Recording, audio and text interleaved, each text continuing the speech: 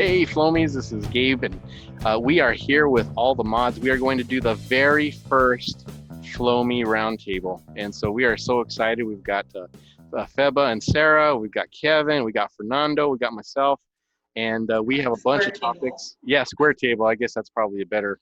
we should have the graphics better when we do these roundtables. But yeah, we just got a bunch of Around. stuff that we wanted to discuss. You know, we get to interview all of these people. We have a lot more that we want to interview, but we thought we wanted to take some time and just touch on some subjects. One that's pertinent to the group, to the future of ITF, and then just touch on some other things that are affecting window cleaners, especially small business owners in general right now with this COVID time. So why don't we just go around first? So Sarah, how you guys doing? How you and Feb doing? We're doing good. Right now, we're mainly kind of dealing with like employee stuff and systematizing and all that good stuff.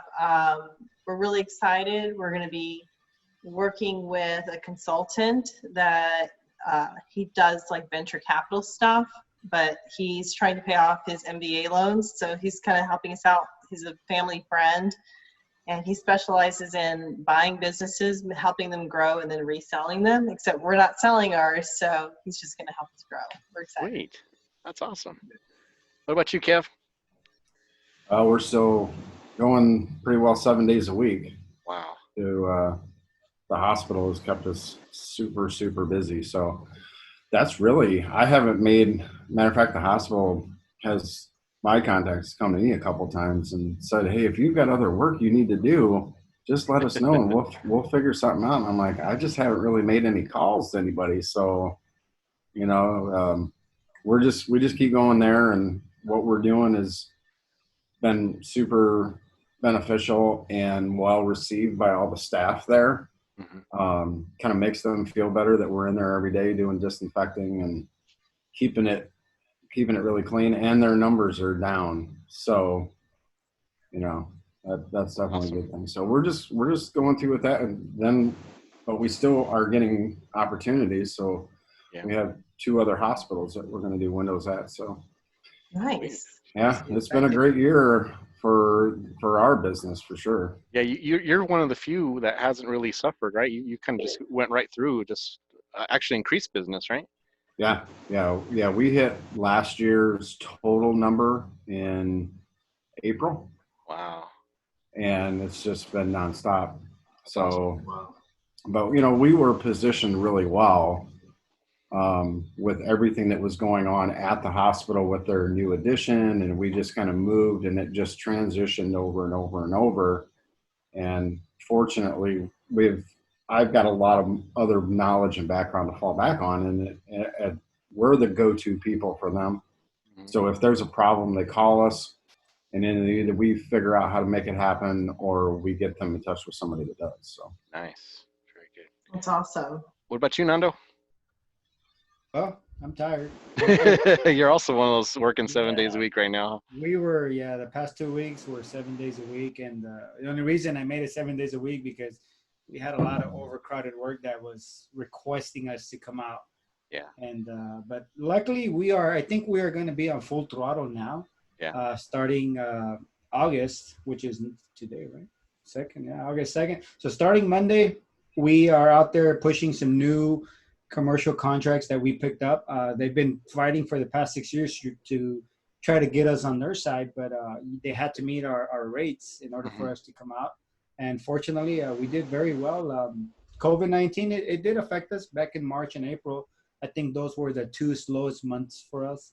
May was a little on and off, having the guys a little bit of hours here, a little bit of hours there, doing the standard, little, hey, can I get an advance or something like that, just to keep them alive. They did very well, but they're ready to come back full throttle and get it going. So we have the work there waiting for them.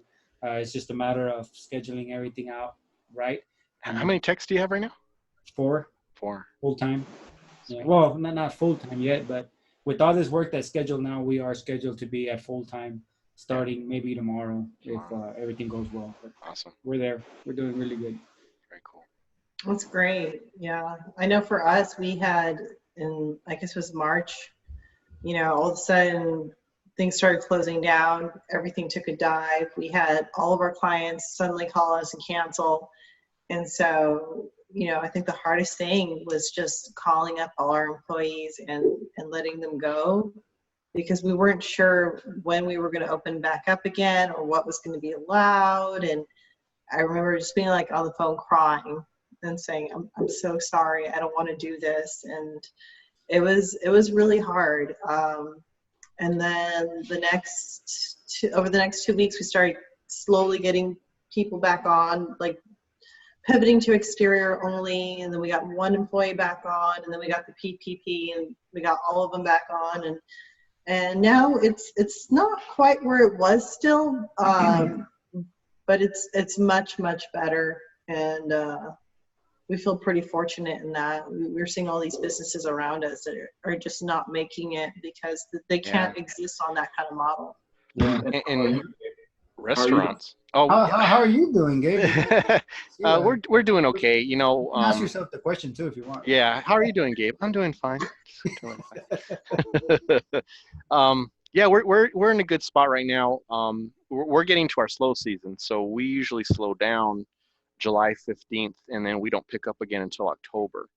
But we're still busy. We got work, and the problem is I went through 3 techs that were like 1 week and done or less, and they were all experienced. Well, one was somewhat experienced, but he was decent. He was pulling his weight, but he flaked out. And then I hired another guy who actually I'd hired in the past, so he was really experienced. He already knew my schedule or my my standards, and he only lasted a week. No showed on the Monday after the first week he worked. Wow. Then so I had to fire him, and then I hired another guy, and he was experienced from the East Coast, and he spent 1 day in Arizona heat and he quit. So that's how you guys can take it. Yeah, so he quit, and then so I was like, well, I got to hire quality, and so I just called around, and I just saw, I know a lot of business owners, and just asked, hey, do you know anybody? I don't need them in experience. I just need to know that they're one hard worker, they know how to work in the heat, and they're willing to pull their weight, and so I got a recommendation for a young guy, so I hired him.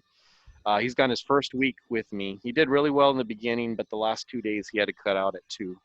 3. He lasted till about 3 o'clock, and the heat's just really rough on him. Yeah, no, I can imagine, man. It's really so bad. it's an adjustment, but this guy I just hired, I checked with him this weekend just to make sure he was going to quit on me too. And he said he's willing to stick it out. So he's getting married pretty soon, so I know he really wants to have a job that he can rely on, so we're trying to make it work. I'm trying to work, go easy on him as much as I can. But we're not doing, I'm not sending my new guys in the interior yet, because I'm only sending my experienced techs so that they can be inside as little as possible, Mm-hmm. And also I've trained them, and they already, had the whole PPE, doffing and donning, protocols and stuff. So I haven't trained the other guys yet. I have let them go in a couple ones when I knew they were just going to be in there for 5-10 minutes, not long. But in any event, that's kind of where I'm at. I'm kind of, I figured I'm just going to train this guy in the next couple months. I'm not going to look for any more work than what I already have. And then, it kind of stinks because I was really looking forward to taking the whole summer just to focus on my business, and just to work on it. And whatever work I had, I was going to let my techs do it. And now I can't. Now I got to be out in the field because I got two rookies. Sarah and I were talking about that too. Like we were saying, at this point, I don't care if our daily production amount is dropped at this point. I just want a functioning team. Yeah. Because I've got to organize my garage. Yeah. I've got to start working on a few things. Our systems and everything. The backlog is just, so it's like, they're slower and they're newer, they're less experienced, but they can work. So let's get me out of the field. Let's stop scheduling that requires me to go in the field, because I got some stuff to catch up on. Mm-hmm. Absolutely. Yeah. They're not a $1,200 team like we're used to. The new guys are more like a $750 team, which is, quite a pay cut. Be happy with that, man. Because I sent my 2 new guys to do a commercial route, and I gave them work for, it was, I'd say maybe $300, and they were supposed to be done by 2 and then go help my experienced tech on a house that was a 2-story house. And it took them till 3. Oh my. And Oh, I scheduled it double what it would have taken me to do. So I figured 2 of them should be equal to 1 of me, and they still took 2 hours longer than what they should have, you know. Was And Yeah. so did it have to do with the heat that slowed them down? no, I just think that they you know, it's like anything. You got to learn to have the window eyes, you know, like I say, where you can see the mistakes. And I think they don't have it yet, so they clean it and then they stand back and they, oh, there's marks, and you know, and it's good. I think they are very detailed, which I want. Mhm. But you know, on a commercial, it's like you don't have to be that detailed. You know, it's not residential. Just get I the had to get job on my done. daughter about that. We're doing water fed work, and she just rinse and rinse and rinse and rinse and rinse and rinse. I'm like, I need to rinse so much. You know, come on, the next one, next one, next one. And I think, you know, you've got the rinse bars and spray bars, and I think she just loves to see all that water cascading down the window, you know? Yeah. So I'm like, come on, we gotta go. I think we've had a few people quit from heat also. Like we've even had someone from like New Mexico come to help us, and he was like a window cleaner out there. Really nice guy, but they get out here and they've never experienced like the humid heat. The humid, yeah. And because you can't cool off, you can't just go to the shade or anything, and evaporative cooling doesn't work really well. And so they end up going home not feeling well, even though we're like, here's the hydration tablets, here's all the water, here's what you need to do. Like, you gotta keep hydrated, you've gotta take breaks, But you've gotta let yourself cool it's not down. even just the hydration though. It's just the heat saps your energy, you know. Yeah, I don't know what it is about it, man, but that was me yesterday. yeah. Yeah, Warehouse. I was like that last week. I had a day. I came home and I was It drains you, done. And I think that's one of the most important things out there. You know, even no matter as business owners, no matter, you know, how hard we can push through it because we've been through it and all that. So we're pushing through it because it's our business, right? We're there, we're on the line, and trying to push the employees to be that, you know, as strong as you. But somebody's, you know, not all bodies are built the same. And yesterday, that heat took a toll on me because we're working, you know, doing high dusting, and you come down on the lift, oh, it's nice and cool down here. But you go up, oh my! I swear to God, I almost came home with a very nasty headache. I took a couple of pills just to prevent me going. That's heat stroke, dude. That's heat stroke. Yeah, and then the glass is so reflective; it's like bouncing in your face. Well, we were doing an interior warehouse, vacuuming all the overhead pipes and all that stuff. So we weren't doing glass. We were doing metal roof. I don't even know. It's just a standard roof with some kind of coating on the outside, but it's just hot up there. Either way, there's no ventilation. There's no exhaust pipes. There's nothing up there, and I got to send an email out first thing tomorrow morning, and I'm definitely going to push for, hey, we need to either push this to the beginning of the year or the end of the year, because I can almost feel a heat stroke for one of my guys in that job. And I wasn't there last year. So when they called me and said, hey, man, it's really hot out here. You know, when we go up there, I mean, we're sweating. We're just moving vacuums and we're sweating. So I was like, hey, man, you guys can get it done. Like, you guys can. And I went this year. Now I know what they're talking about. See, boss. See, hey. So you see, we weren't lying. That's what I told you. I'm okay. So I'm gonna send an email out tomorrow, first thing tomorrow, and ask, you know what, we really need to push this job later in the year when it's, you know, cooler, or in the beginning of the year when it's still between September, October to March, maybe. Or during the rainy season. It's only vacuuming indoors, so you know, it's a big job. And then the other problem that happens, you get so tired and you're so drained that it starts to affect you mentally. Yes. So then little things that normally you just throw off, it gets you super upset. You come home and moody. You're just it starts to really affect how you start looking at things and thinking of things. You're not problem solving as well as you used to, and snapping at your spouse. Yeah. That happened. We can't believe that sweet Sarah would ever snap a feb. Oh, no way. No. We were at a storm window cleaning, not the most recent one we posted about, but it was a few weeks back, and we had some sort of weird heat bubble in Dallas. They said it was supposed to be that even though the temperature wasn't as high, that because of the intense humidity bubble and the heat, it was supposed to feel hotter than Death Valley. Wow. And so we were just drenched in sweat, and Feb was like, honey, just take a break. And I'm like, I'm fine. You know, just looking at me like, oh God. Have you ever smacked Febber with a water-fed pole by chance? It just sneaks up on you. I mean, that's the real danger, is that you think you're aware of your faculties, and then before you know it, it's like, oh, this is happening. And so I kept trying to coach Sarah, and actually we worked on Friday together. It's like, okay, I'm pulling the water cooler over to where the team is working, because they would have to trek back maybe 200 yards to get their water, or cool themselves off with the ice water. It's like, Sarah, just throw your hands in the ice. Just throw your hands in the ice and cool yourself off, because if you're not doing this regularly, you're going to get zapped. And she was kind of resistant, like, I'm fine, I'm tough. And by the end of the day, she was like walking like a zombie almost. I was like, I guess I've started to make trips to the cooler just part of what I do, because you have to.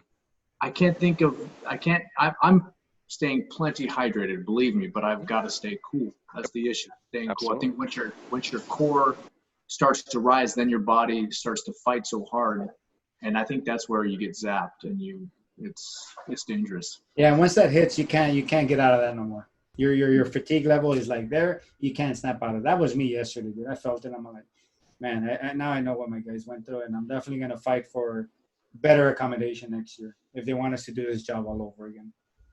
Your technicians are like, what's that on your forehead, Nando? What's that on your what's that? And for what I usually wear long sleeves. Any job that I go to, I'm always wearing long sleeves, no matter how hot it is. There's a saying that, when you keep your body temperature warm, or, keep all that sweat inside, it actually keeps you cooler, and you need to mentally, go through that. But this was an indoor warehouse with no ventilation.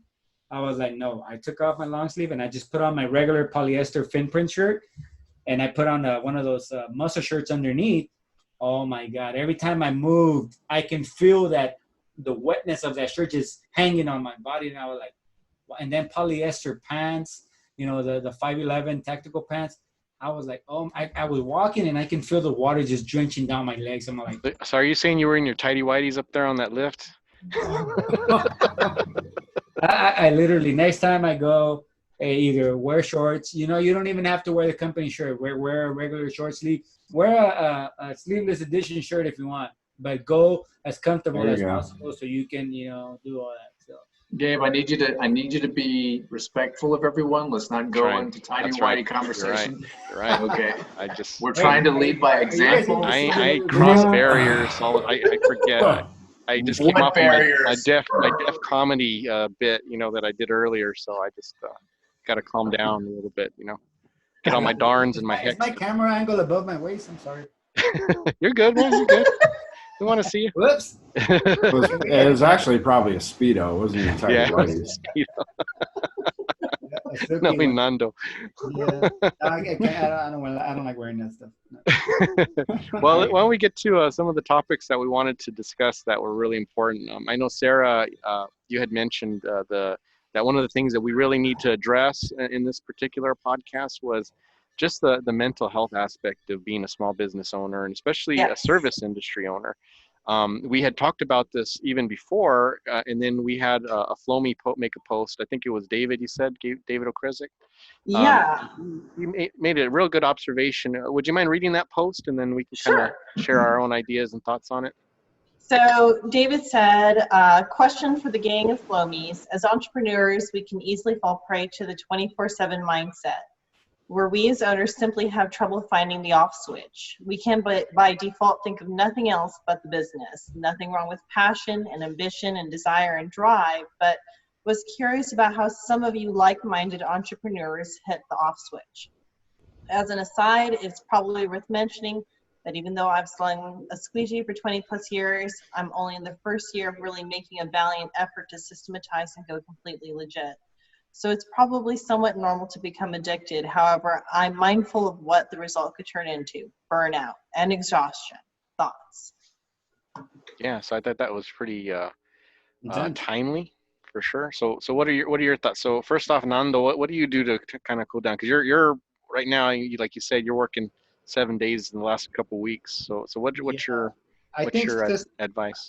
yeah, I think systemizing is a very good way of helping out for him not to burn out, because when way before all this CRM technology and all that, when I started back in '08, I wasn't too familiar with it. It was there, but I wasn't too informed about it. So I was, the paper guy, calling customers, following, keeping tracks and all notes.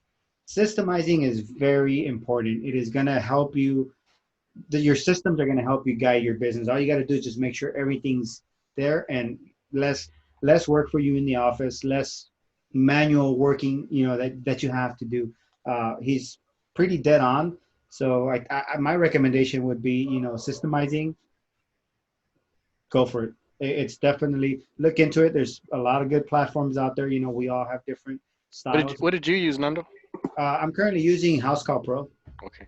And, from my merging over from before I was using Microsoft Outlook, and I was just printing out my own work orders, my own invoices, my own estimate sheets. And, I was come home, file every single thing under a customer tab in my filing cabinet. That filing cabinet doesn't exist anymore. That's not there. Everything's computerized now. So I don't do anything.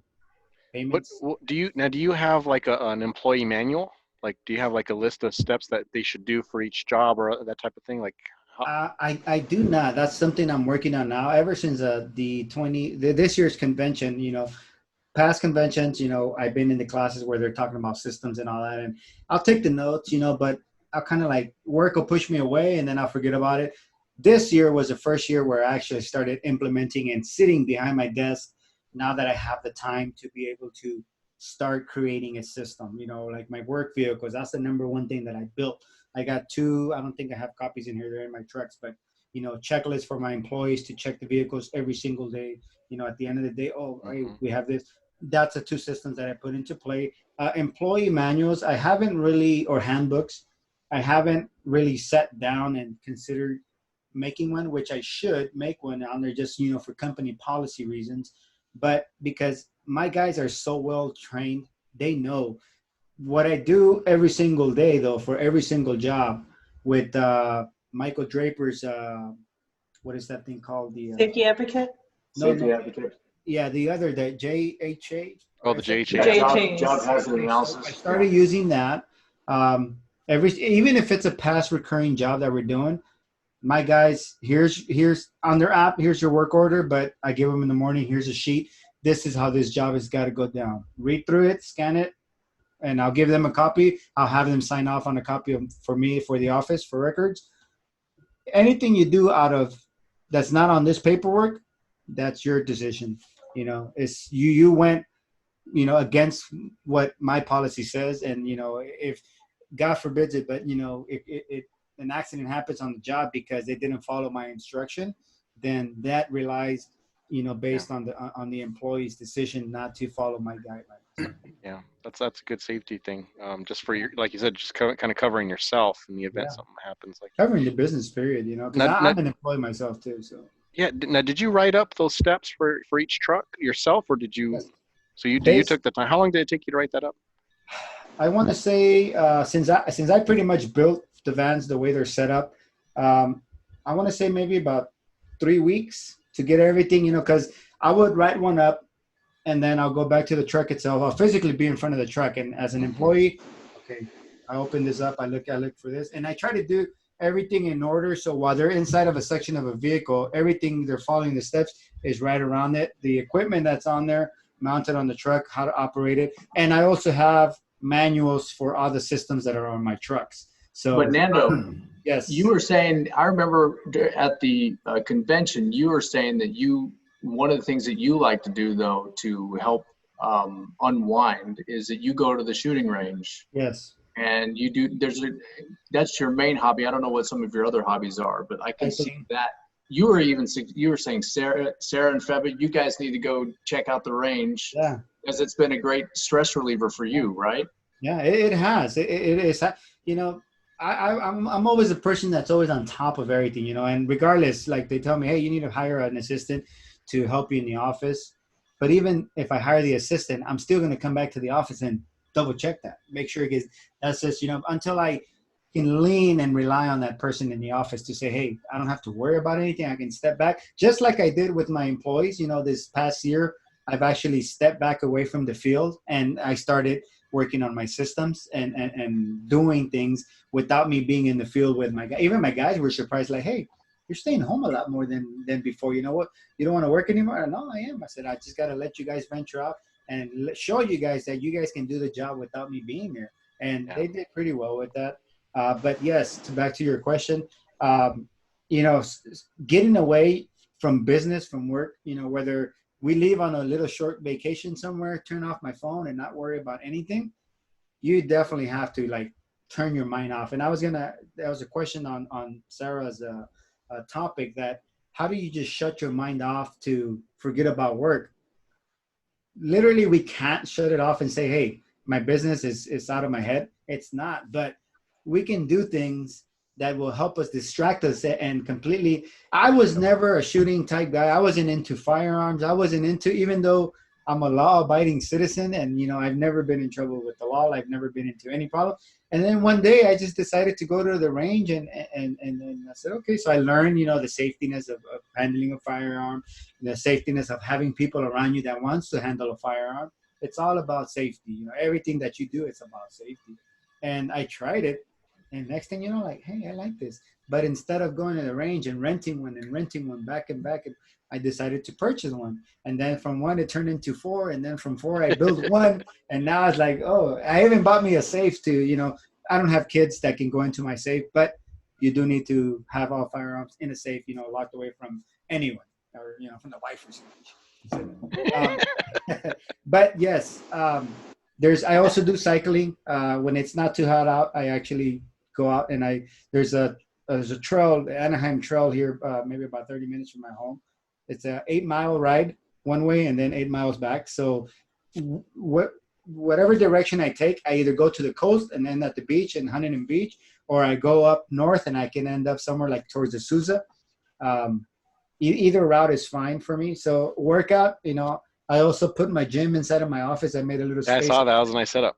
Yeah. So I you know, if my mind is really, you know, I start working out and I push myself no matter how tired I am. I get on there, I start pushing and just burn myself out to the point where like, I'm done. I'm relaxed. So the shooting range, that's a whole different other experience. If none of you guys ever experienced anything like that, go try it and get the feel of it. Guns are not harmful. You know, I'm not saying that, hey, you know, it's the people that don't educate themselves on how to handle them or how to properly get to know a firearm, you know, because if you can't handle a firearm safely, then you shouldn't be around it, period. But it sounds like it's serious enough for you to, it completely draws your focus away from the business. And you're thinking about, okay, here's how I clean my gun. Here's how I, you know, operate it safely. I've got to load it properly and all that stuff. And it sounds like it completely gets you into a way that you're allowing to separate yourself from which I think is the key, is actually finding something that you can completely just leave the business away. Yeah. And it does that. It does zone you out because, you know, dealing with the firearm, it needs your 100% attention. So when you're working with a little piece, you need to know what you're doing. You need to, you know, before you even handle the weapon, you have to, you know, cock that thing back, make sure it's not loaded, you triple check it. And then the fun part is breaking things apart and being able to build it back together.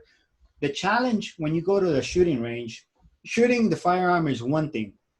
Getting that firearm to shoot your target at whatever distance you're at, that's a challenge right there. So whether it's a small caliber gun or it's a big caliber gun, you know, every gun handles different. So no matter which one you're shooting, it's gonna make you focus. And hey, what am I doing wrong? So it starts, hey, I need to improve on this. I need to do that. So it's just, you forget about work. Like, oh, I got this. When I get back to my office, I got to schedule this. You forget about that. So for the 2-3 hours you're at the range, it's all You're about hearing our kids in the background. Yeah, like, hey, oh right. man, like, oh, I'm sorry that I forgot to feed you guys. Oops. No, but like I said, it completely zoned me out, and I caught that right away. And even my wife's like, hey, you're gonna go to the range this week? No, not this week. I don't feel that stress level in work. I don't think I'm gonna go this week.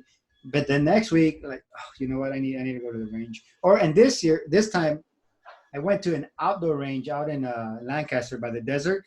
BLM land is all open land. Arizona has a lot of that. I wish I lived in Arizona for that.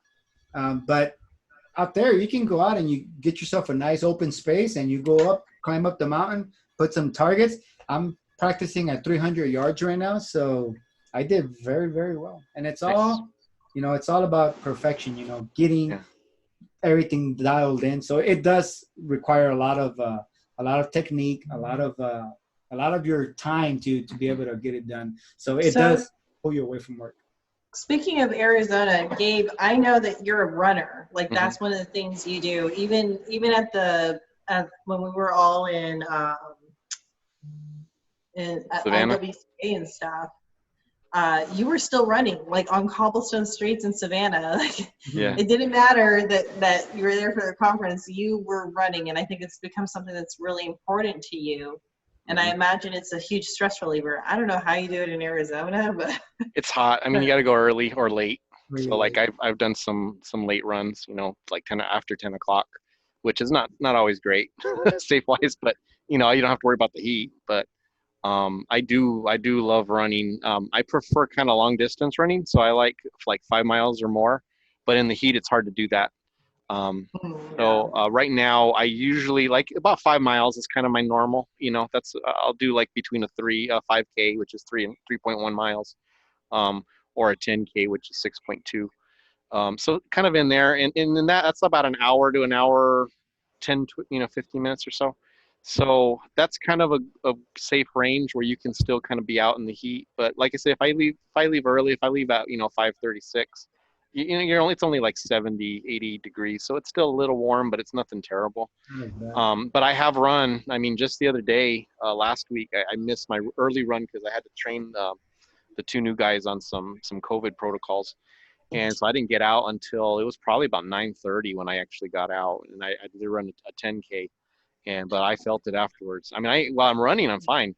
You're talking a little bit about zoning out. That's what I do. I zone out. You kind of enter into this little thinking. But for me, rather than forgetting about business or forgetting about other things, it's not really an escape. It's more of a hyper focus. There's just something about thinking of problems while you're exerting yourself that helps you just to focus and kind of cut out the fluff. It's like you don't have room for other thoughts. Like I don't know about you guys, but if I'm just kind of working or in my normal thing and something's kind of producing anxiety, I'm worried about something, I've got a million thoughts coming at my head.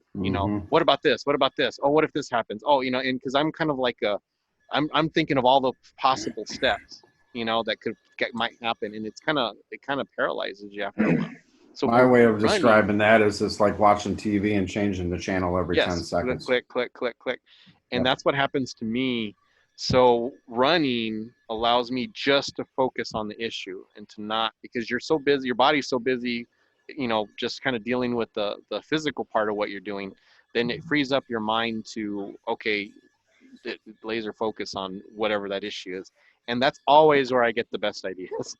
I get the best ideas either running or taking a shower, one of the two. Yes. It's so funny you said that, because I was going to compare it to that, because I used to be a distance runner. And I feel like with running, like you get started and then every part of your body screams at why are you doing this to me?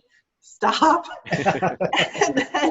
and then you just kind of tell that part of you to kind of like shut up a little bit, and you keep on pushing through, and then you kind of hit this meditative, and everything just seems, and it's almost like your mind drifts away from your body a little bit. It's like the pain is there, and you're pushing and you're exerting, but then everything else just kind of clears up. And it's like what you said, it's like getting into the shower and just all the other stuff just kind of goes away.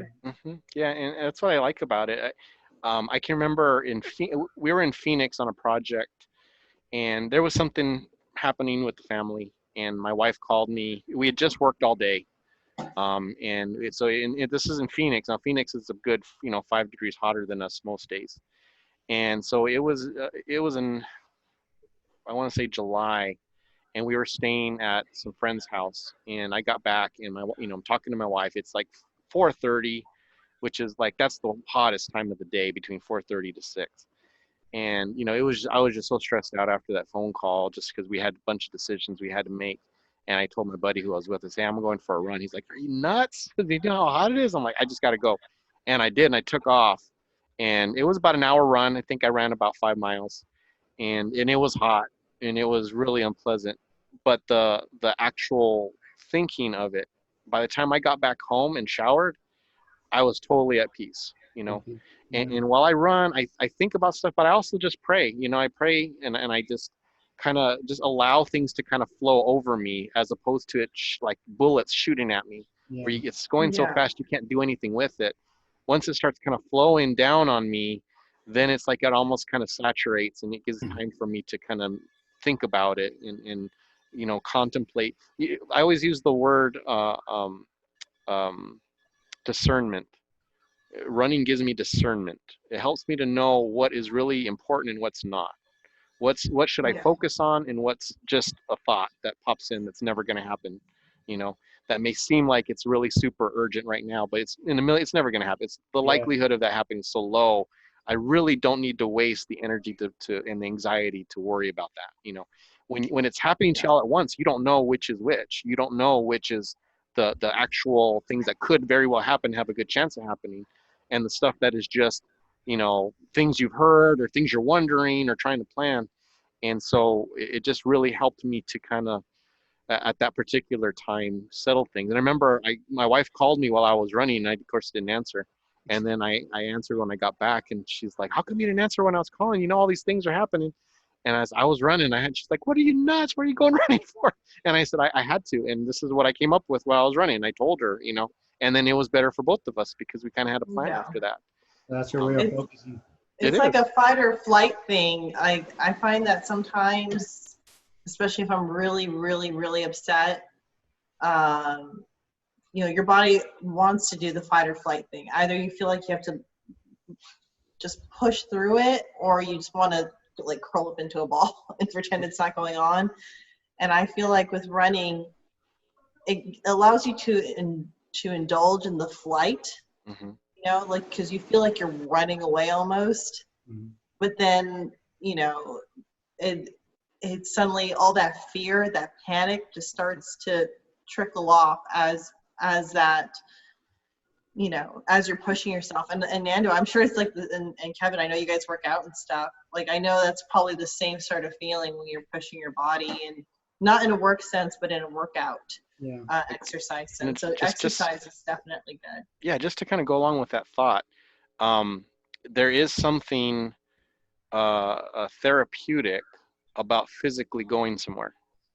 And that's why my wife's like, "Why don't you just, I'm running outside, it's 10:30 at night, and I'm going to the park nearby, and I'm running because it's lighted, but it's a park."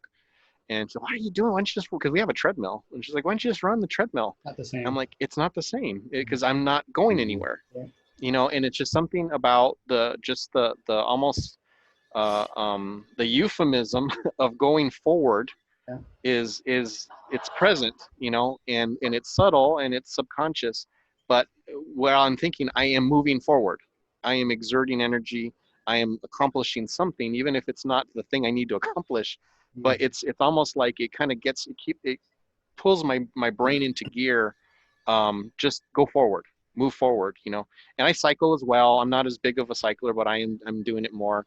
I started swimming until the COVID thing hit, and so but all of that involves going forward, and I do like to work out, but I don't enjoy working out as much as I enjoy running. Again, it's just that whole psychological space that you get into to help you to address. It's like, I guess the way is like an artist, you know, they can be in their room, but it's like when they get into their studio and they put on their painter's clothes and they got all their stuff laid out, well, now they're ready to create. Now they're in the mindset. You know, they might play music, they might do other things to kind of get them, but you know, they can't just start painting. They have to kind of set it up. And that's what running does for me. If I'm going to address an issue or address a problem, or even just everyday stress in general, that's kind of me laying out my palette. Okay, now I'm in the right frame of mind where I can address these things. And honestly, I haven't been running a whole lot, maybe 3 years, and really seriously only the last 2. But it's really helped me to stabilize my stress level so much more than what I had been dealing with before. Yeah, music. Well, Speaking of too. Later in the evening, I know, Kevin, you pull some late nights at the hospital, and I've been curious to see how, or to know how you handle that, because you can't stick to a conventional schedule at the hospital, and you do a lot of these really late night, you know, heavy work sessions. And I'm like, how do you keep yourself? I mean, they say that folks that have shift work, that work in the evenings as opposed to during the day, they tend to have challenges with, you know, keeping their sleep patterns and things like that. So I'd be curious to know how you keep your, you know, keep a level head and keep up with your wellness. Well, it's extremely difficult because essentially what we end up doing is just that. We work swing shifts because we'll start one project and then we may get pulled off of that and have to go to a completely different project. And it does mess with your sleep cycles. And so then you're tired from work and then you have lack of sleep and it just piles up, piles up, piles up.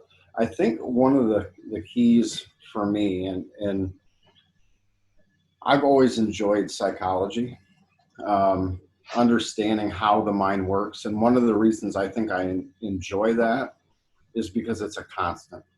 So for me, and I'm one of those that's really good at being able to tell somebody what to do, but not applying it to myself. So stepping back and looking at it and going, understanding I can't outsmart psychology. As tough as I might be and as driven as I might be, and as much as I want the business to grow and as much as I want things to get done, I can't change how my brain works. So if I can't change it, then I have to learn to work within it. So looking at the psychology of how we process information, how we respond to stimulus, how we respond to stress, and then when your body and your mind start telling you, whoa, okay, there's a problem, and then recognizing that and doing something about it. I agree that distraction is a big thing. Finding something to be distracted with. Matter of fact, I was just joking with Celeste today. I came in and I said, I don't know when I became the weird old guy that picks the weeds out of his lawn. But yeah, I just finished doing that. And oddly enough, that small task, because I don't have an immaculate lawn, but it's nice, and it's probably the nicer one in the neighborhood. So I want to maintain that. So when I go out there and I see these little weeds, and I've tried some different sprays and it didn't work, so I'm like, you know what? I'm just pulling them out. Now, kind of like what you guys were saying about having this thing that you have to concentrate on. As I'm doing this, I have a purpose. I need to get this weed out. I need to get this weed out. I want to work on this area right here. And if you stand back and you look at the whole lawn, you're like, I'm never going to get this done. There's no way I can do all this. So then you break it down and you go, I'm only doing this section right here. And you'll come out there and I'll pull all of it, I'm going and I'm thinking, my mind's still working. And next thing you know, that's done. And I move to the next section and I move to another section. And as I keep progressing, kind of like what you were saying, Dave, you have a destination. So with you, it's running. So in this case, my destination or where I'm trying to go to is just this next section. Let me just do a little bit more. Just a little bit more. I've been now distracted enough that my kind of the same idea that you were talking about, where now I can take some of this information, process it, and go, okay, what's the best thing for me to do at this point? I've got 2 options, or I've got 3 options realistically. So that's, being a realist can be tough sometimes too, because again, as business owners, we tend to focus on what other people are expecting of us. The customer has expectations that are set that we need to meet. Our employees have expectations that are set that we need to meet. Then we have family obligations. We have other obligations outside of that too. But usually there's 2 or 3 things really that are realistically possible to do. And then once you, again, you're taking the big picture and you're breaking it down into a smaller section. Okay, so out of those 2 things or those 3 things, realistically, what's the smartest thing to do? And then taking that, making a decision and going, okay, so I'm making, and this is a tough one for me, making the decision and not worrying about if it's going to be messed up. When I did my class at the huge convention last year, one of the things that I talked about was the BEE. So believe in yourself, expect failure, and embrace failure. Because we're going to fail, or we're going to make wrong decisions, but the only way that we truly learn is by making a mistake. If we do it the wrong way 100 times, but nothing ever bad ever happened, we didn't learn anything. The 101st time you do it and you really mess something up, that's the one that you never forget. So I think for myself, again, it's hard to do because I don't have the option to fail. Well, we do, and we're going to. So then we deal with plan B. And that's where sometimes we tend to have this, well, what if this happens? What if that happens? What if that happens? Just go back to the old saying, we'll cross that bridge when we get to it. What was the second E, Kevin? I missed it. I got believe in yourself, expect failure, and then embrace failure. Embrace failure. Yeah, embrace it, because again, that's where you're that's the learning point. That's when you're going to, whatever it was that happened, that's where you're now learning. Because again, the times that it happened, that nothing bad happened, or you may have made that decision or done that task 100 times. So like Jimmy, for example, he probably has been up and down on a ladder hundreds and hundreds of times. Well, it's that last time that the mistake happened that cost him 2 broken wrists. Do you think he's going to think back to all the 100 and 200 times that he set a ladder up that it was fine? No, it's that time that it went wrong. That's when you're going to remember that.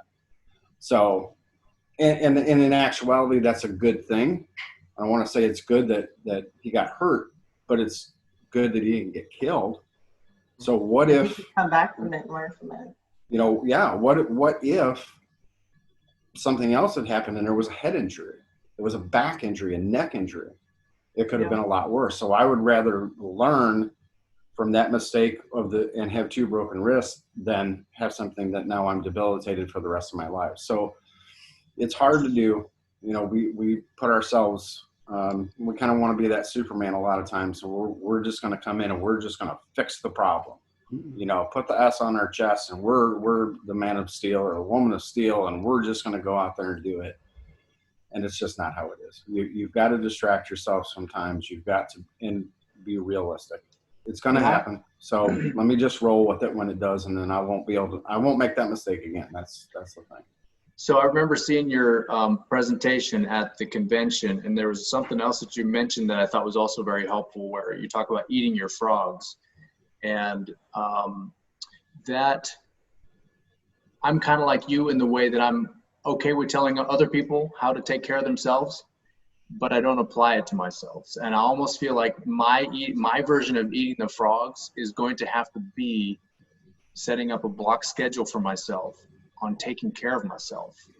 So like because I have been the type of guy, like I think all of us have at some point, where we just keep working. And now after 5 years of just barreling through everything, I can feel it catching up to me. And I'm like, Sarah, I feel like I've reached burnout. I feel like I'm there. I'm there. I need to start to take it seriously to where like I need to put it on the schedule and I need to treat it as seriously as the business. I need to be like, this is part of the business, taking care of yourself. And I'm just curious, Yeah, it you is. chat a little bit more about eating your frogs. Well, you know, and the basic idea behind that is whatever you don't want to do the most, do it first.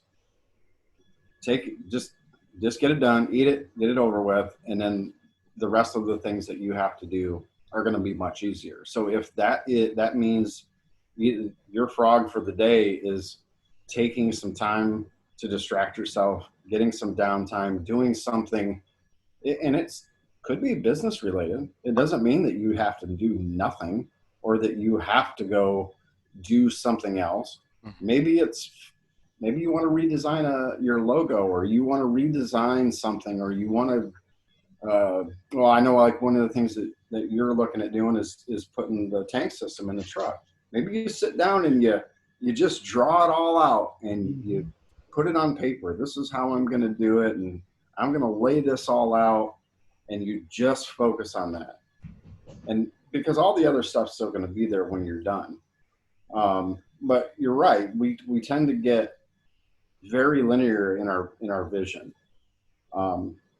Ironically, I was watching the latest Terminator movie, and there was a part in there where they were talking about how to defeat, obviously the Terminator.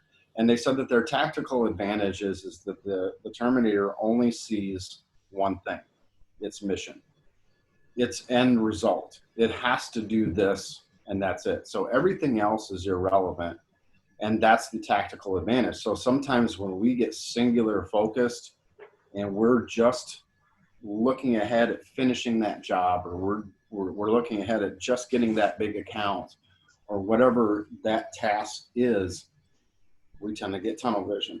And we're getting very linear, and then things along the side tend not to get done. And then when we finally get there and we turn around, everything is a mess around us. So being able to slow down, distract yourself, and again, a lot of times there's frogs laying over there, because those are the things that we didn't. I really don't want to call and fire that customer, or I really don't want to have to deal with this employee issue right now. And we've got so much work. I can't fire anybody right now. Well, bring it all in, and let's say, what's my priorities? Let's A, B, and C this, my task list.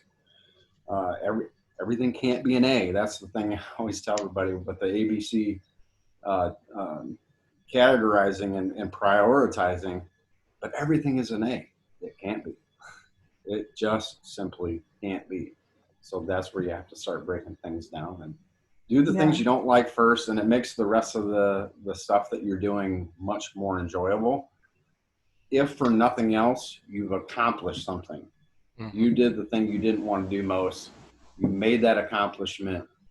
Like for Gabe, you ran that 5 miles. You got to this destination, whatever that is. Now the rest, now you're like, I feel better about it now.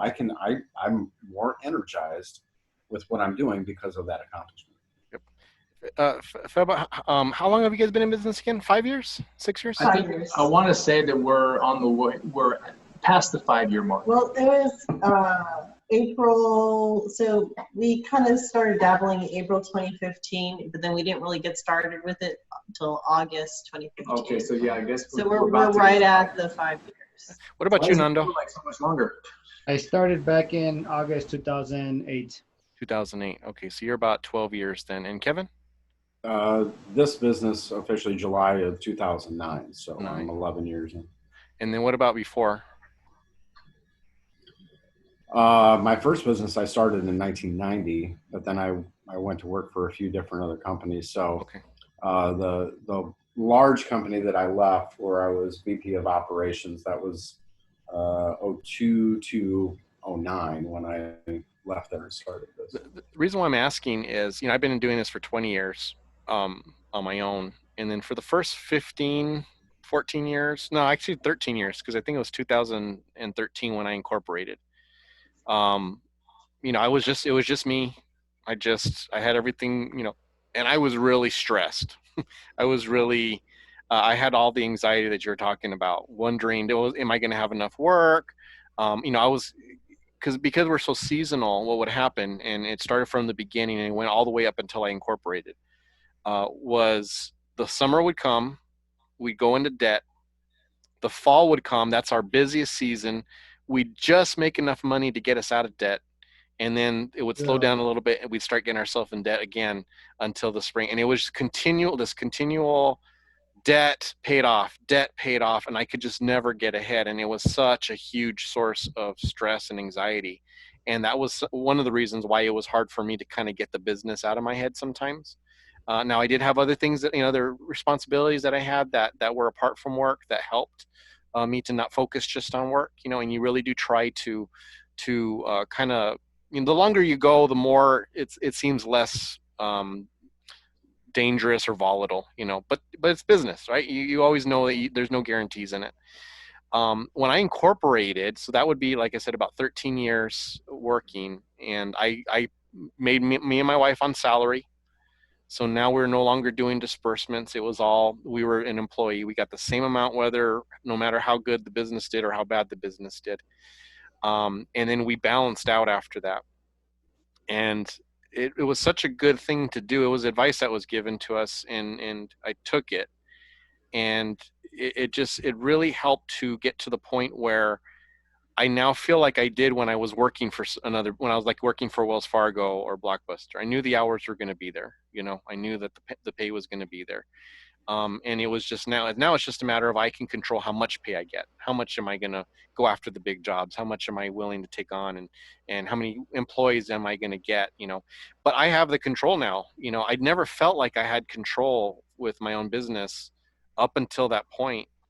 And I think that, one, it comes with experience. It comes with every year, knowing that the work's there. But two, again, it's that organization. It's that getting it to where the stress is taken off of me. It totally took me out of the I got a lot of money, let's buy stuff, and then we don't have any money, let's not spend anything, any money. And that up and down, and wondering, am I going to get the work to pay off these credit cards that I have? Man, it just really was tough. And I think a lot of small business owners are kind of stuck in that cycle of disbursements and then debt, and then, continually wondering, am I going to make it? Am I going to have the work that I need?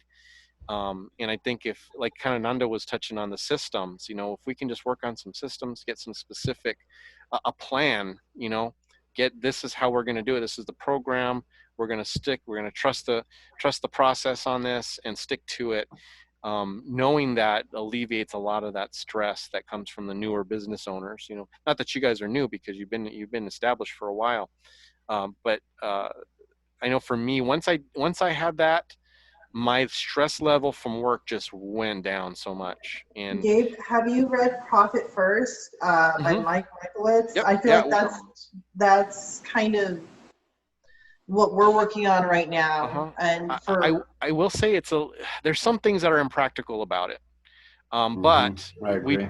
we do incorporate some of the philosophies with. I read it. I gave it to my aunt who does our bookkeeping, and we kind of talked about what are some aspects of it that we could incorporate. So for instance, we do put a lot more of the profits into us. That was one of the goals, because our goal is to get debt free, as our personal debt free, and then also the business. So we're like, we need to get more of that money to us, but we don't go to as far extremes as they do, because we do have owner operator costs. And I think some of it, the philosophy of it is, just as in a nutshell, basically, is the less you give your business, the less you're going to spend. And I think it sounds great on paper. But there's just times where if you don't have the money, then you're going to put it on credit. So why not just let the business have the money and not go on credit? Right. So I think the powerful take-home message about that particular book is to reverse engineer it, to get you in the habit of forecasting what you'd like to earn. Yes. And then work it backwards so that you're automatically earmarking appropriately, And which then is you what we have would a like to goal. do. Yeah. We haven't done so- it yet, but that's what we'd like to do. Yeah, the Well, and idea of that's- like you're paying yourself first. You decided this is how much I want to earn, and in order to do that, this is how much my business needs to do. Mhm. So here's my goalpost. Yep. Here's where I want to get Mhm. to, rather than kind of languishing in, am I going to have business this week? Are things going to be okay? Instead, See, you're like, that's am I part hitting of my the- targets? See, that's part of the what we did with our salaries. We said, what do we need to make? We gave ourselves a salary. This is how much we make. Whether the business does great or it does not, that's what we get. So that part of it came from profit first, that mindset, instead of doing disbursements. What we struggled with implementing is the whole idea of what was it? I just had the thought in my head with the profit first. Is it all the different accounts for each and every? No, I actually have that. I actually have different accounts. So that actually wasn't too hard for us to do that. Oh, that's what it was. It was the bonuses. And they said that as soon as you meet this particular target, you automatically give yourself a bonus. And I can't, usually when we have that stuff, we have things we need to spend. I need to get new tires for the truck. I need to get, because I update all my ladders every after 3 years, we swap them out for safety matters and also for employee safety. I make sure that we have, so that's cost money, selling and swapping, those ladders out. And so whenever the time, according to the profit first, would be that we're supposed to give ourselves a bonus, I just couldn't justify sacrificing the safety of my crew and myself in exchange for that bonus. That money had to go to that end of it. Right. So because again, the theory of it is, oh, well, if you just don't have that much, you're just not going to spend it. Well, yeah, if I don't have it, I won't spend it on new equipment, but it's safety, right? It's kind Right. of right. And you have, sometimes you have to spend money to make money too. Yeah. You're going to get equipment that helps you do your job better, faster, safer, and all those things. Yeah. Now, I will say just real quick, we are working towards getting our business debt paid off. Once that gets paid off, now we're, I think, in a better shape of where now we will have more profit to be able to do the bonuses and do the other stuff. So we're working towards it, but just, I think realistically for most small business owners, it's pretty hard, with the service industry. Yeah, that was one of our big goals 5 years ago, was to be completely debt-free, at least unsecured debt-free, and to have business debt-free. And we were able to do that last year. And that alleviates a lot of stress that your mind goes through, to be able to go, oh, I got this payment, and now what am I going to do with this? And sometimes it's easy to fall into the mindset of what other people say. Well, you got to go buy this, you got to go buy that, you have to invest here, you have to invest there. Investing smart. Yeah, you need to invest to make money, and obviously safety, that's a huge thing, but it's not always about listening to what everybody else says. Right. And again, one of the things I covered in my class was, what is your version of success? What is successful to you may not be success to me, but that really doesn't matter, because you might do what I do and it doesn't feel successful to you. I may do what you do and it doesn't feel successful to you. So finding that version of success and working with that going forward 5 or 10 years, here's where I want to be. And then that idea of working backwards, the things that you have to do to be able to get to those numbers. I can't remember if it's you that told me this or who it was, but the idea of like, if you're wrestling with a purchase and not sure whether it's going to, it's expensive, it's going to be worth it, that sort of thing. If you can calculate that you're going to make the money back within a year, then go ahead and buy it. It's worth it. If it's going to take more than a year to get a return on your investment, then it's not worth it. I think it was actually on one of Tommy Mello's podcasts that I heard that he was interviewing somebody, but and it makes sense. If it's a short term, something that you're pushing into and you can easily turn it around within that 1 year period, then you've made money. and you're going to continue to make money. I think one of the things I kind of wanted to cover is the idea that I think, especially like on Facebook, we see each other and we think that person has it all figured out. Mm-hmm. And sometimes that can really add to stress. Like, oh man, this person's got it all.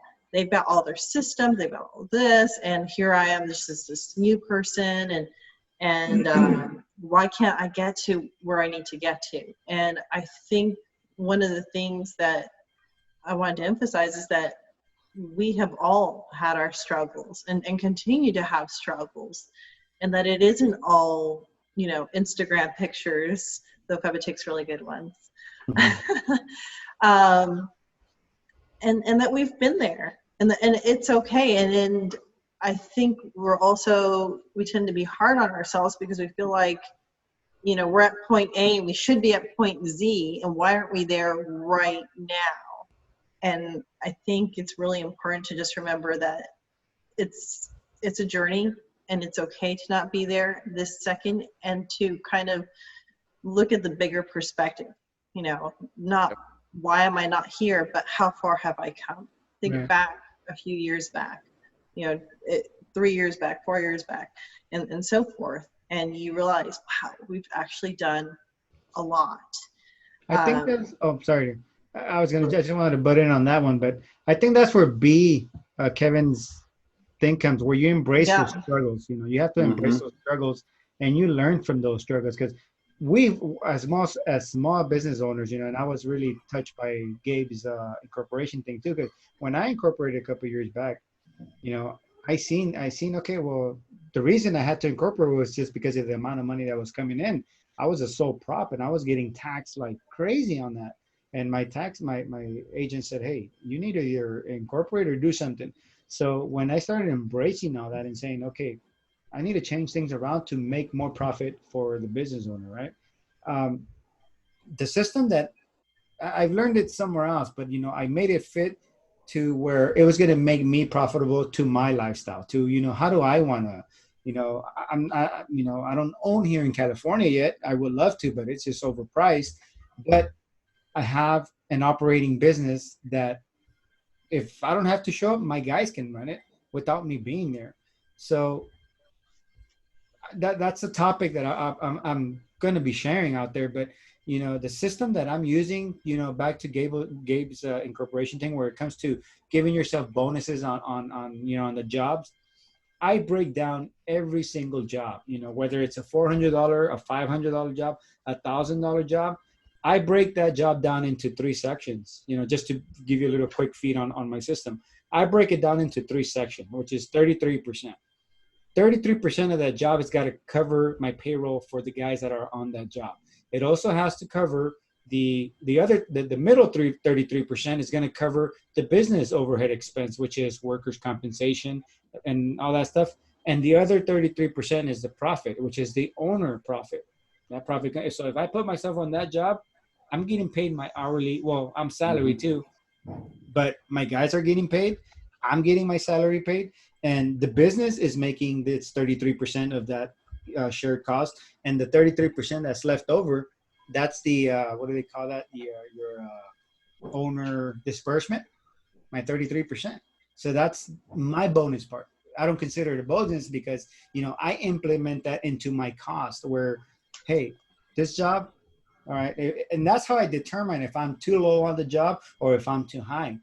I can base it in many ways, in hours and in all that. But from all the struggles, if we sit here and talk about all the struggles that I've been through a lot too myself, but we learn from them. Like, hey, what am I doing wrong? Like, why can't I move forward? Why don't I have this extra income to invest into my business or give myself a little bonus to be able to do a lot of things? But that's where we need to really sit down and look at our numbers. Like, where do I stand on my numbers? Where do I need to change?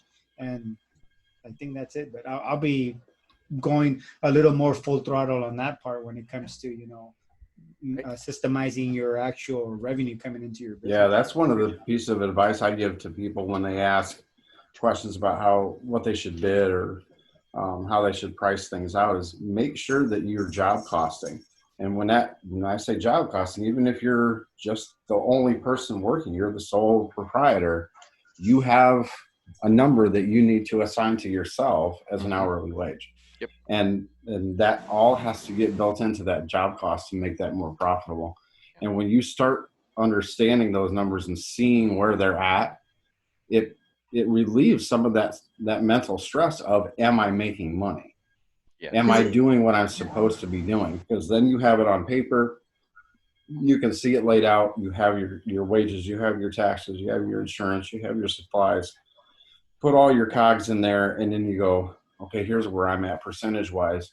And then that's a great question to ask. Okay, so I'm at 60% gross profit. Is that good? Yeah. Okay. Now I feel better about myself. So having those numbers to be able to be something tangible can alleviate a ton of stress. And it usually ends up being better than you think it will. Like, you're like, oh man, Yeah. I must be doing terrible. And then when you actually break it down, you're like, oh, Yeah. it wasn't so bad. It's not so scary anymore. But the other thing that I think we've also noticed stress-wise is, like, if you can really work on delegation, that's a big one. Because I think as business owners, we try to wear every single hat. And I think if you have a much like smaller business, that can sometimes work. But even if you're an owner operator, just the ability to have a call service if you can't answer the phone sometimes, you're up on a ladder or whatever, or to, delegate some of your accounting to a software, whatever it may be, just taking a little bit off your plate definitely helps. And then I think the other thing that we try to do, although it's been hard to do with COVID, is we try to plan a trip every quarter so that we can just get away for a little bit. And even if it's somewhere small and just a couple of hours away, just planning it is kind of fun and gives you something to look forward to. And you were about to say something, Bubba. Oh, I was just back to when Nando was talking about B and embracing your failures. I was just thinking of a book that that I would recommend to just about everyone. It's a book by Ryan Halliday, and it's the book called "The Obstacle Is the Way," and it's all about how we can tend to work really hard to avoid life's obstacles, when in fact it's embracing of the obstacle that helps you to grow. Mm-hmm. And I was just thinking about that. Like, I think sometimes I tend to focus on where I want the business to be so much that it takes Sarah to ground me a little bit, to say, hey, remember 2 or 3 years ago, this is what we were doing 2 or 3 years ago. Remember 4 years ago, this is where we were at. We've actually come a long way. Mm-hmm. And so sometimes looking in the past can be helpful in terms of measuring, oh wow, it just helps you to realize how far you've grown, how much you've grown. And so I think that sometimes, I don't know, Nando, if you talk to your wife and she helps to put things in perspective. Kevin probably talks to Celeste. She helps you to keep it helps to have a partner or someone you can talk to, Gabe, where they kind of put things in perspective for you. I tend to lose focus on the perspective, and having someone to talk to and just review, helps you to review how far you've come and to keep things in perspective.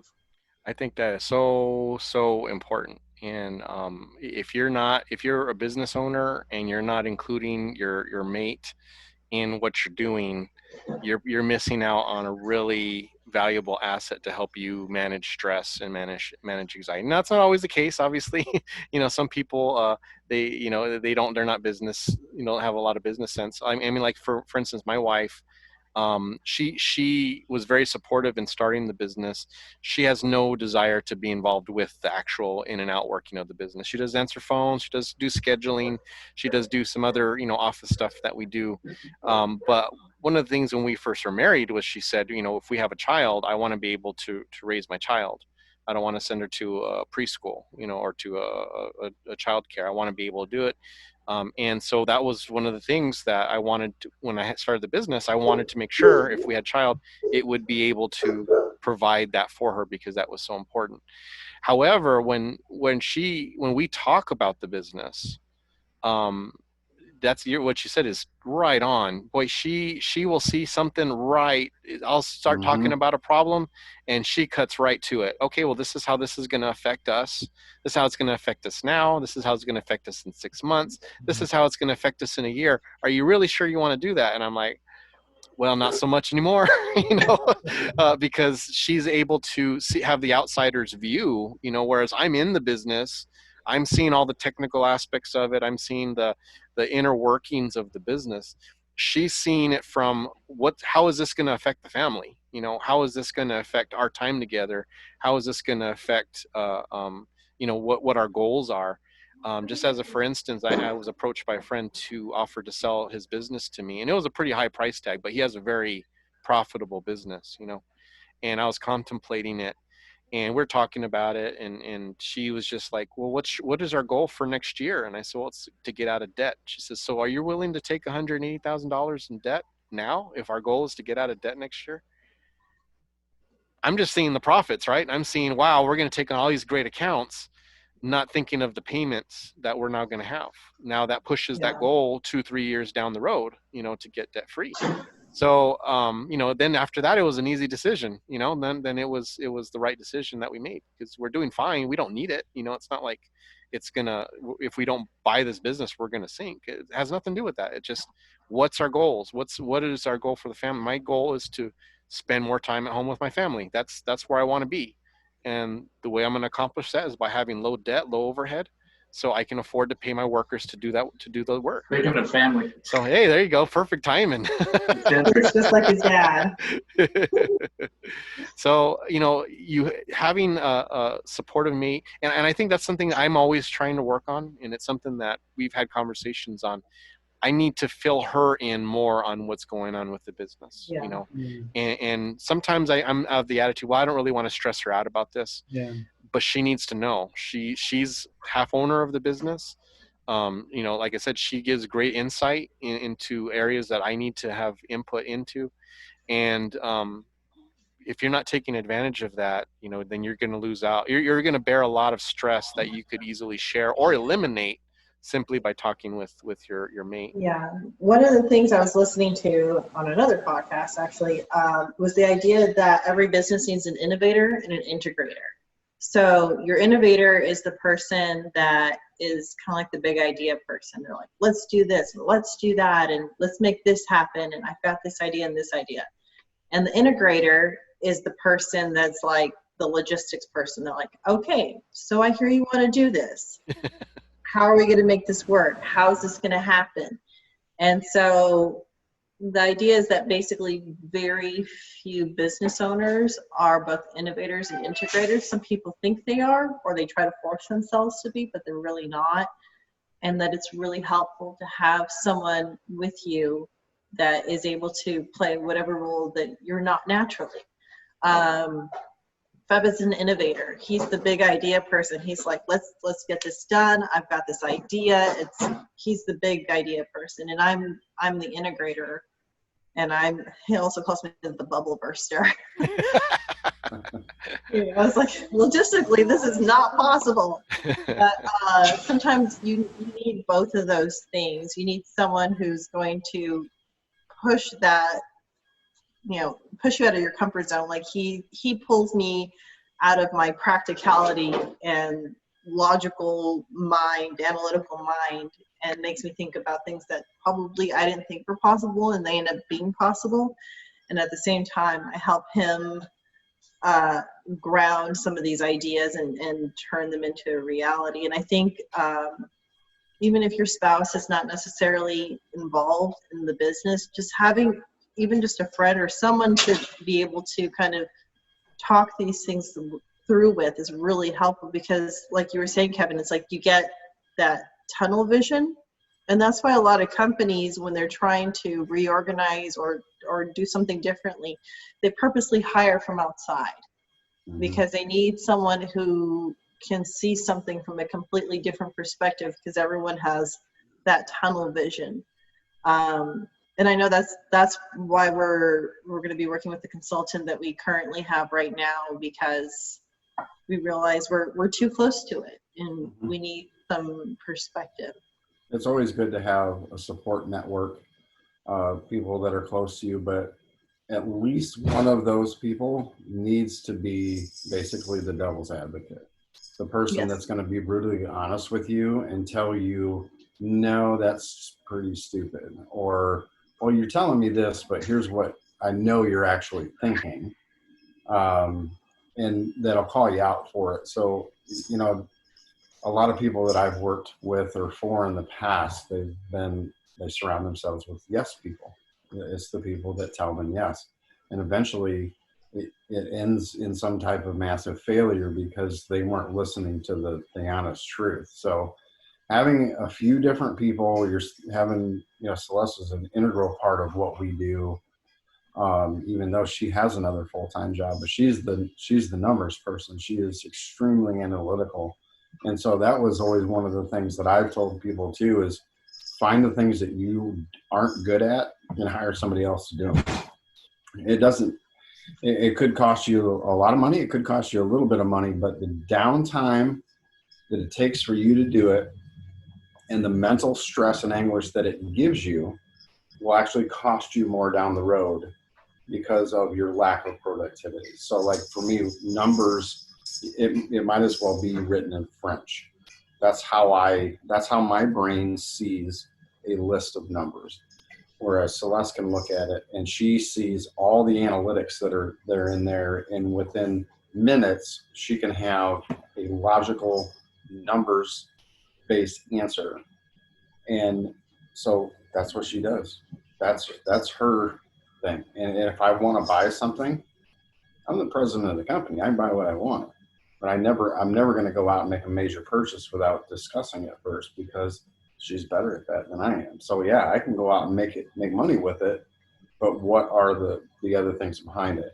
And then again, also having somebody that's not that close to you, because some of the stress that we get, we can project onto those that are close to us. Yeah. And that can kind of cause some alienation and some issues. So having at least one or two other people that are outside of your family or your inner circle, so to speak, that you can call and go, hey, here's what I've got going on. What do you think? And then again, hopefully it's one of the people that's brutally honest, and they'll tell you basically, they know what you're thinking before you can tell them, but they're not going to mince words and they're not going to lie to you. Yep. FYI, Kevin is brutally honest. Oh boy. His brutal honesty. Why a lot of people don't ask me to do reviews on products, because they know if it fails, I'm going to tell you it's going to fail. You know? Gotta be honest. Gotta be honest. If you need a good working product out there, the best thing to do is to be honest about it. Yep. Whether they, like I tell some of my local vendors, I tell them, like, hey, if you want me to purchase this product and you're gonna give me a good rate on it, I'm gonna give you the honest truth. Whether I use it now and it works great, but 2-3 months down the road it breaks down on me, I'm gonna come back with a second review and say, hey, the productivity of this product, you know, maybe there's a couple of things I'm falling behind on. I have to make some updated reviews, but yeah, being honest takes you a very long way, and people learn how to respect that, and they value your opinion and they choose you to do certain things. So I got a couple of tips from Kevin, and these past few days, UPS, FedEx, USPS, boom, boom, boom, boom, boom. I'm like, whoa. My wife's like, is business that good? So once she sees boxes coming in, you know, once she sees, hey, I need to buy me some new running shoes. I need to buy me then she starts getting boxes rolling in. But I said, hey, we limit ourselves. We've changed. And honesty is always going to serve you more anyway, because if someone can be brutally honest with you and saying, you know, you're sometimes the problem of your own business, which is usually the case, right? And just being able to accept that with a sense of humility allows you to get out of your own way. Mm-hmm. And I think that can be really hard, especially for people in our industry. And from what I've noticed, it's like, because your business is your baby, you know, it's hard to accept someone saying something about it, or saying that you might be part of the problems that you're having. And I think coming to any situation with your cup half full is going to allow you to embrace it and to remember it's not personal. And then as far as, you know, like in a marriage or whatever, that, Kevin, you're totally right. Like, it does create stress when your no person is close to you. Mhm. But at the same time, it's important to just kind of keep it in perspective as much as you can, and to have those. I think Gabe gave up on us. No, I just realized that my laptop was not plugged into a proper outlet. So I was looking, I was like, why is my battery draining? And I'm like, oh, I better plug that in before it shuts off on everybody. Or it shuts off, right? Yeah, I'm the opposite when it comes to, you know, having my partner deal with, you know, she takes care of, you know, like most of my scheduling. When we have very big jobs and I'm out there every day saying, hey, I need these jobs scheduled into the work week. These are the guys we're going to put on these jobs. She helps me on that. When it comes to investments or long-term investments where, hey, I need to purchase this equipment because we got these jobs coming up, I'm the one that sits there and evaluates, am I going to spend more and make less, or am I going to spend more and make more? You know, I calculate. I'm really good at that.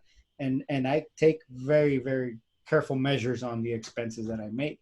And I sit there and I write down and compare apples to apples. If I said, hey, if I buy this, I can have it paid off in a year. And then after that, it's all profit. Okay, let's do it. So I'm really on top of that now that I'm, you know, systemizing. Yeah. So I guess if we were to summarize on our stress, things that can help us to alleviate stress. So we've got systems, we've got organization, we've got having outside activity, physical if preferable, right? Mm-hmm. Have someone that we can talk to, whether it's a spouse or business partner. Is there anything else I missed? B, believe in yourself, expect failure, embrace failure. Embrace failure. All right, those are some. Oh, that's true. We should make a shirt out of that. B. We should. Wear that thing. A Flowmie B. That's right. There we go. And little quotes, I'll have to say Kevin Hargis at the bottom. Yeah. Yep. We'll put his little logo, that captain's hat, and then it says B instead of ITF. You see how we screenshot that, and we'll put his face on that shirt. And there you go. Centered up, right? So is there? Oh, good. Oh, go ahead, Gabe. No, I was just going to say, is there anything else that we wanted to talk about with regards to handling stress at business before we went on to the? No, this is all future stressing me out. We need to move on. I think one good topic would be, you know, like, you know, to talk about the different safety measures that we take on the job, just because of Jimmy Jones' current, you know, something he didn't expect, you know, that might be something.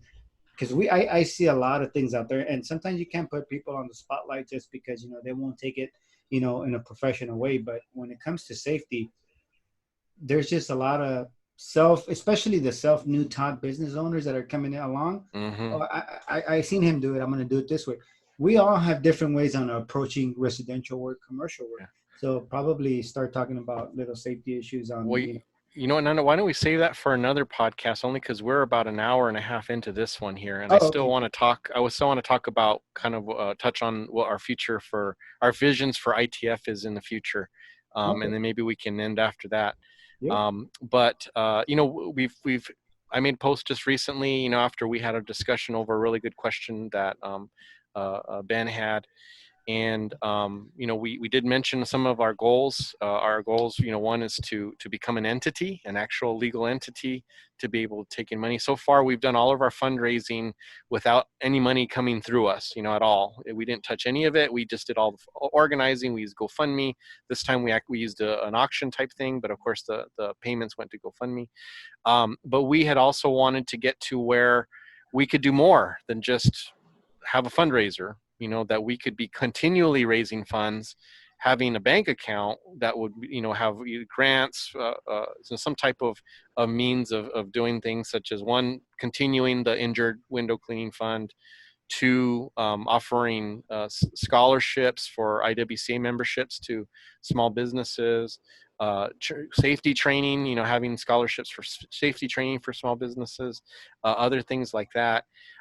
So I wanted just to give all of us an opportunity. What is your vision for ITF? What do you guys, what do you get out of it? And then what do you feel like you want to see it to get to within, let's just say, 5 years?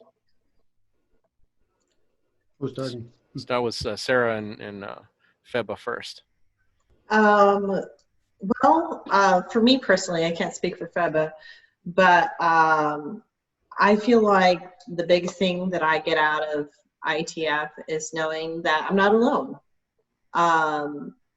You know, I feel like some of our best friends are really you all, and that no one gets it the way y'all get it. I mean, you can explain it to your family or to your friends, you know, but no one understands the grief and the joys and the things that go into owning a business, especially a service-based business.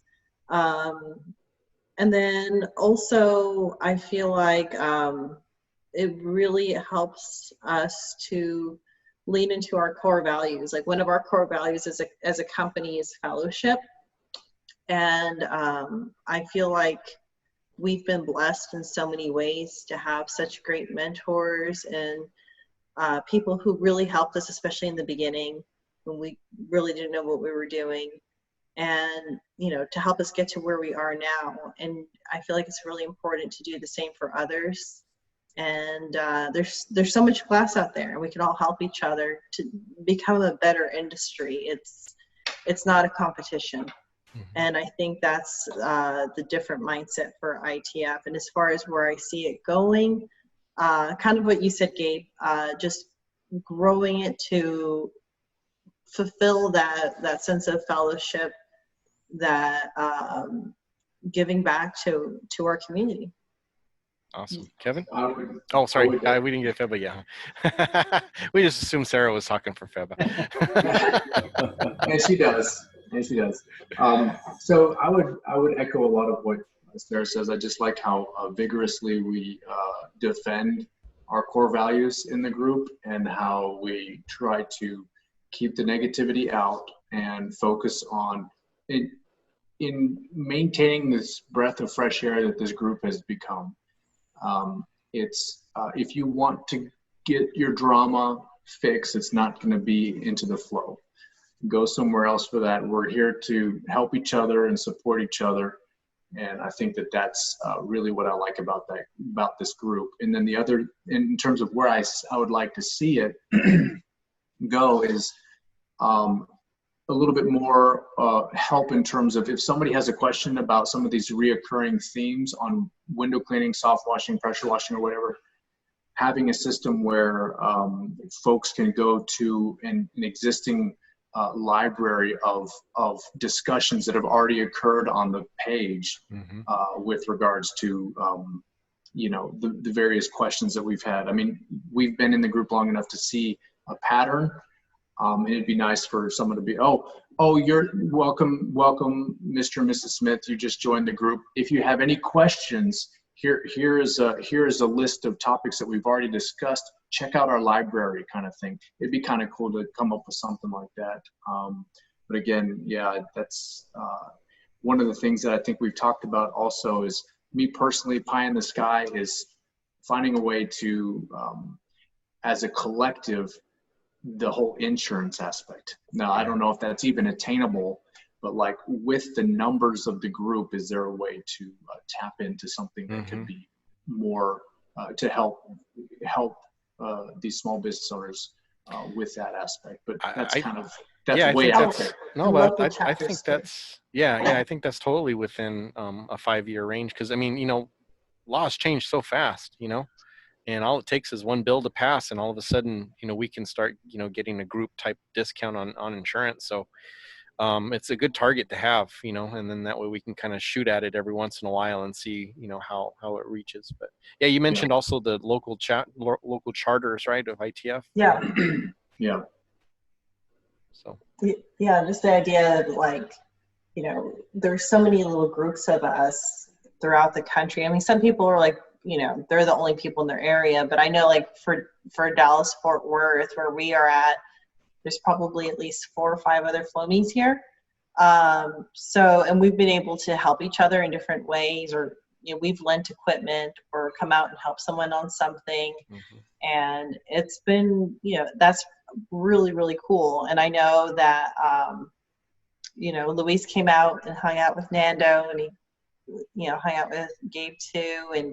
And I think it's a really neat thing to be able to kind of call on the people who are near you to, sometimes help each other out. Like I know Kevin and Anthony work together sometimes, and that's pretty awesome too. So.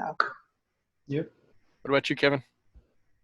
I think one of the biggest things for me is it's kind of a safe haven. I mean, like Feva said, if you want to argue and you want drama and you want inappropriate whatever, there's plenty of places to see it, to get it. If you need that fixed. But to know that you can come online and you can ask a question and no one is going to go, "You're an idiot." You're stupid. That's a dumb idea. No, you may get some honest answers. I wouldn't personally do that, but I do this. So I see, that I think that's probably one of the nicest things. And honestly, one of the biggest feedbacks that I get. It's just a nice place to be and not have to worry about what other people are going to say. For the long term, a couple things. One, to see every single member in a sleeveless shirt at some point. That all needs to happen. Hey, Just for those who are listening, Nando took scissors to his sleeves. He was acting like he was going to cut them off. Well, if he's just going to act like it, then that's not a real gesture. You need to cut those things off, Fernando. This is my most comfortable shirt. I cannot take the sleeves off.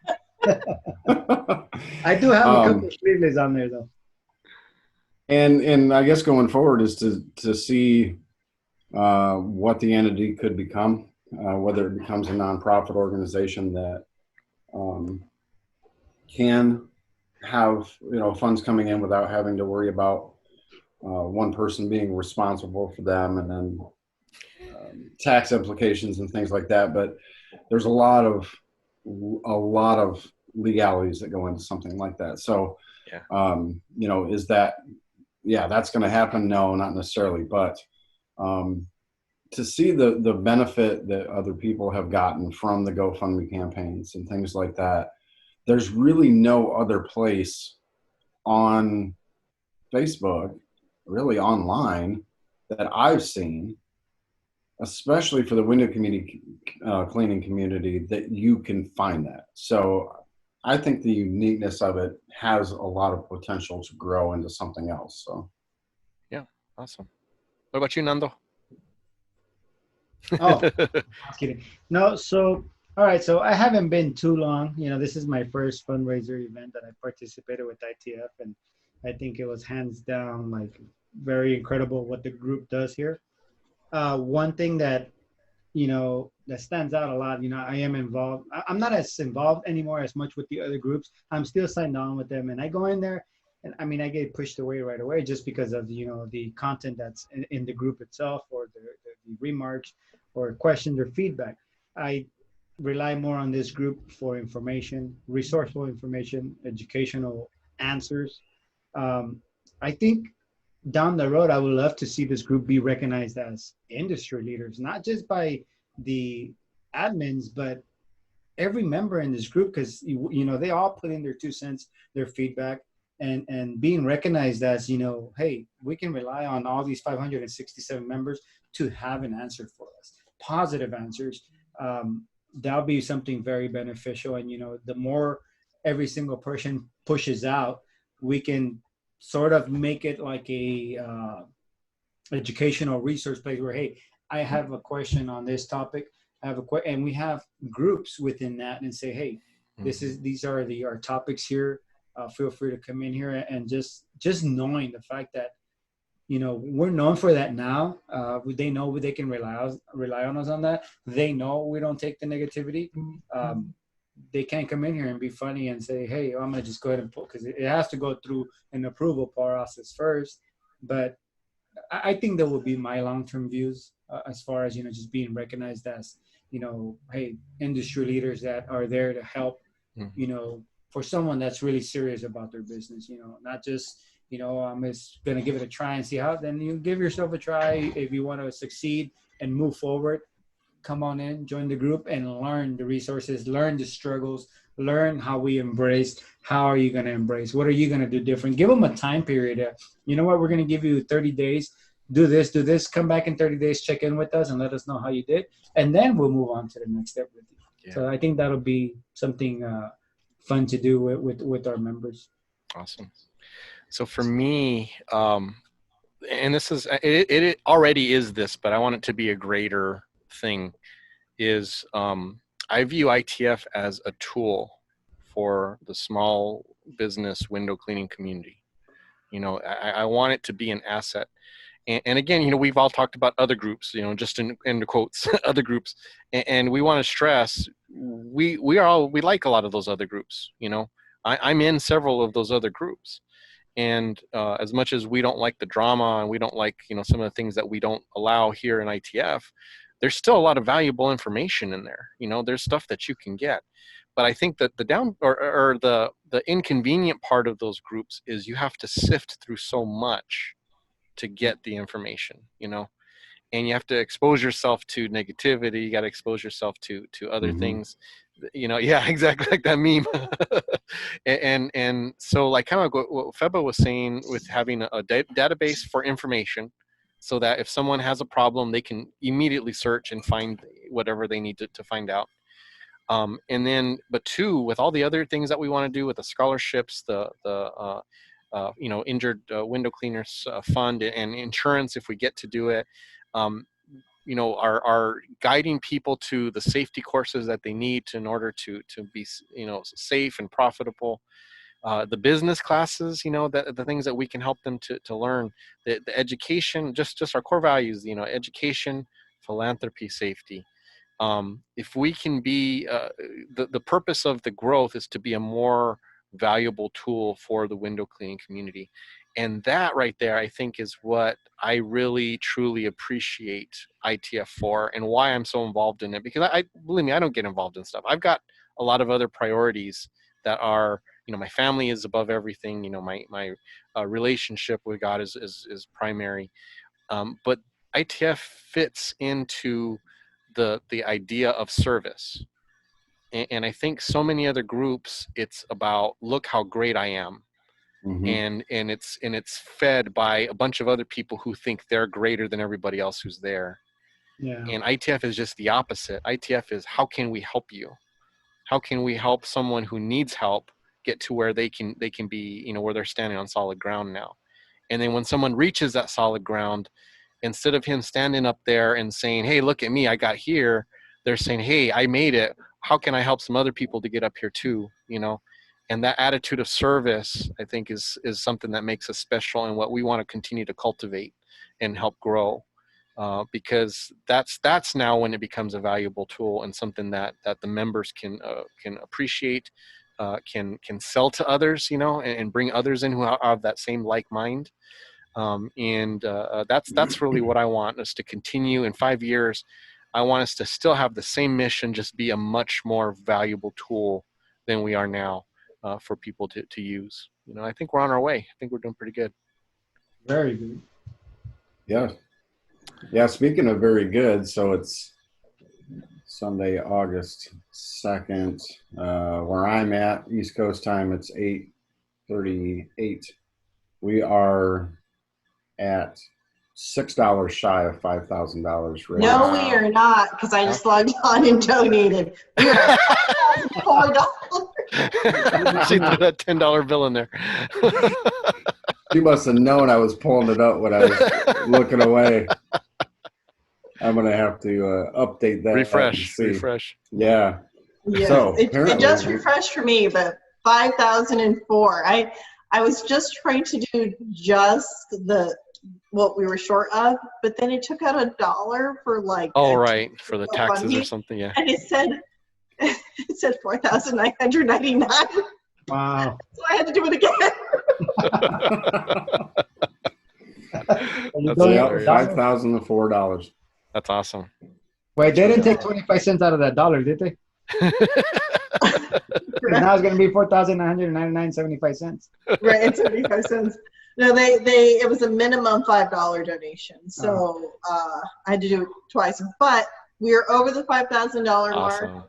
We reached our goal. It was awesome. Virtual high five to everyone. Yep. That's really great. That's really cool. I'm really excited how everything went. Thank you so much to all of the vendors who donated. There's so many of them, and we are just so privileged to, have the opportunity to do this for other window cleaners who need our help. And I know this won't be the last one. You hope it is, because you don't want people to get hurt.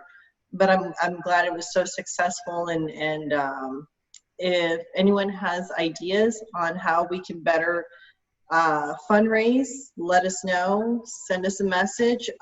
Just so you know, the auction is over, but not the raffle. So if you haven't donated yet, there's still an opportunity to do it, to get into the raffle. I believe if you donate $125, you can get into all 3 levels. Is that right, Kevin? Yep.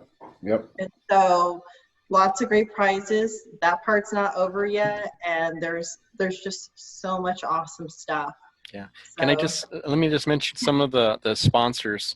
So of course we got IWCA. They offered a membership. Area Pro is another company that's done wonderful. They've been really, Ray's been really great about wanting to help out when he can. Of course, Nando offered some stuff. Crossroads Vinyls and Designs.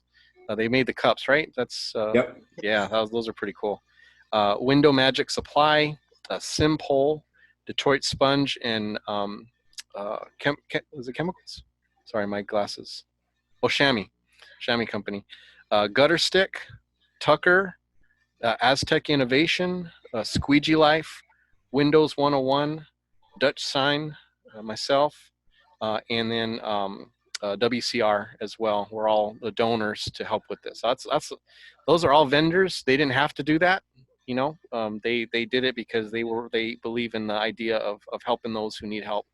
And so what a generous group of sponsors. So after this, we still want to support those vendors. We want to buy from them and pay full price, and make sure that they know that we appreciate their generosity on helping out in these types of things. Because the more we support them, the more they're willing to support us in the next one, and that's what we want. It all comes back Hopefully around. we don't have a next one like this, but a more positive one. Yeah. Yes. And as Jimmy actually posted this really beautiful thank you to everyone on the ITF page. But as he said, I think it says a lot about our vendors who contributed, that their mission is a lot like ours, and that they are willing to give of themselves and care about their clients and the people that buy from them, and that goes a long way.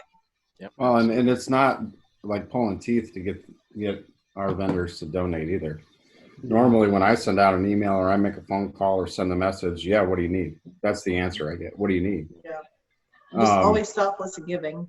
Yeah. So, everybody has always been willing to help and give to different levels and basically whatever is needed at that point. So, all those vendors that have helped us, that's what, we just make everything go in a big circle. We support them, they support us, we support each other.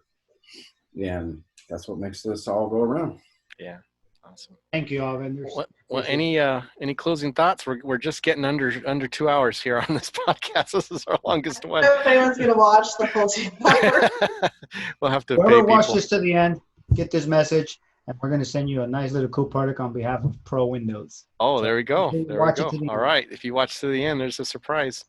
So there's going to be 100 of them, man. Watch out. Select one of them. I'll select one of them. Sounds good. All right, guys. Well, we'll go ahead and close up shop. But just personal message too. You guys are an awesome bunch. You're so easy to deal with. And man, it's like one of those, it's like whenever something's in need, someone's willing to jump up and help out. And like I mentioned in the post, none of us get paid. We do this because it's something that we feel is important. And to have so many people that we can, one, work on a project with, but two, rely on when we are in need, from either whether advice or or just have a shoulder to cry on when it comes to some really bad window job that we had to do. It's awesome working with you guys. So, and I gotcha. I want to echo too with what was Likewise. mentioned earlier. Anyone in the group, we're open to ideas, man. If you guys got ideas, we're not a closed bunch here. It's not our way or the highway. You got ideas, we'll listen, because we're working for you guys, and anything you can think of to make the group better, we're all ears. And Drop them down in the comments. Absolutely. We want to hear them. All right. Well, you guys have a great weekend, and thank you, Flowmies, for listening. If you listened this whole time, we appreciate it. And yep. Catch you guys later.